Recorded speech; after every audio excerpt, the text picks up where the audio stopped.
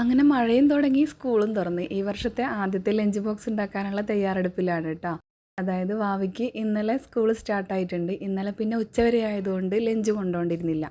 ഇന്നിപ്പോൾ ഇതാ രാവിലെ തന്നെ ലഞ്ചൊന്ന് റെഡിയാക്കി വെക്കാമെന്ന് വിചാരിച്ച്.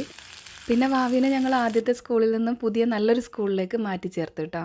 ആദ്യം കുറച്ചൊരു സങ്കടം ഉണ്ടായിരുന്നു വാവയ്ക്ക് ഫ്രണ്ട്സിനെ പിരിയേണ്ടി വരുന്നതിൽ. പക്ഷേ ഇപ്പോൾ ഇന്നലെ സ്കൂളിൽ പോയി എല്ലാവരെയും ടീച്ചേഴ്സിനെയും സ്കൂളും പുതിയ ഫ്രണ്ട്സിനെയൊക്കെ കണ്ടപ്പം ആ ഒരു സങ്കടമൊക്കെ മാറി. ഇപ്പോൾ ഫുൾ ഹാപ്പിയാണ് കേട്ടോ.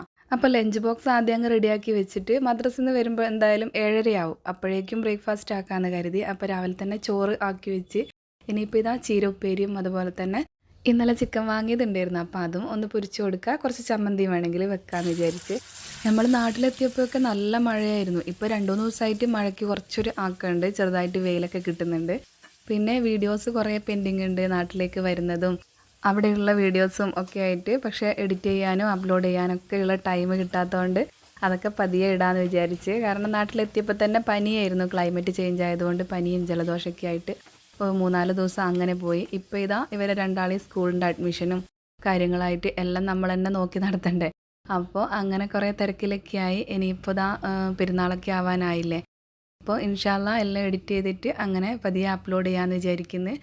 അങ്ങനെ ഇതാ ലഞ്ച് ബോക്സ് ഇവിടെ റെഡി ആയിട്ടുണ്ട്. ഇനിയിപ്പോൾ ഇതാ വാവി മദ്രസയിൽ നിന്ന് വന്നിട്ടുണ്ട്. അപ്പോൾ ചൂടോടെ തന്നെ ദോശ ചുട്ട് കൊടുക്കാമെന്ന് കരുതി. പിന്നെ കറി ഇന്നലത്തെ കറി ബാക്കിയുണ്ടായിരുന്നു കേട്ടോ.